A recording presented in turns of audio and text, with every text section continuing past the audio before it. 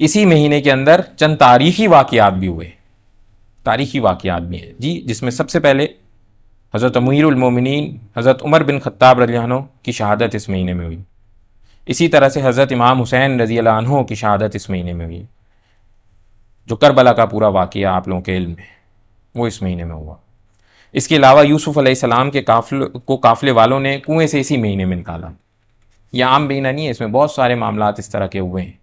اس کے علاوہ حضرت نوح علیہ السلام اور ان کے ساتھیوں کو بھی اللہ سبحانہ تعالیٰ نے اسی مہینے میں اپنی قوم سے ان کی نجات دلائی۔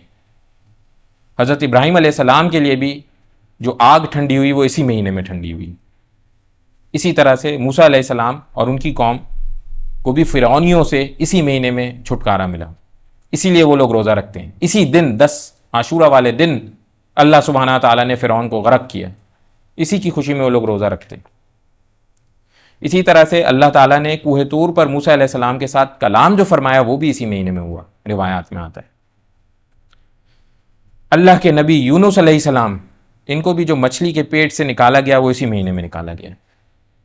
اور اسی طرح سے نبی کریم صلی اللہ علیہ وسلم کی خواہش کے مطابق بیت المقدس کی طرف جو ہمارا پہلا قبلہ تھا، قبلہ اول بھی اسے کہا جاتا ہے، اصل قبلہ خانہ کعبہ کی طرف جب ہوا تو وہ بھی یہی مہینہ تھا۔ اللہ سبحانہ تعالیٰ نے اتنے سارے انعامات اپنے نیک صالحین لوگوں کے اوپر اس مہینے میں فرمائے۔ ایک روایت میں آتا ہے کہ جو ابرہ کی فوج جس نے خانہ کعبہ پہ حملہ کیا تھا اور ابابیل نے ان کے اوپر کنکر برسائے تھے، وہ بھی واقعہ پورا اسی مہینے کا ہے۔ تو میرے بھائیوں دوستوں، یہ جو مہینہ ہے بہت بابرکت مہینہ ہے، جس قدر حد تک ہو سکے نیکی کے کام کیے جائیں، برائی سے بچا جائے۔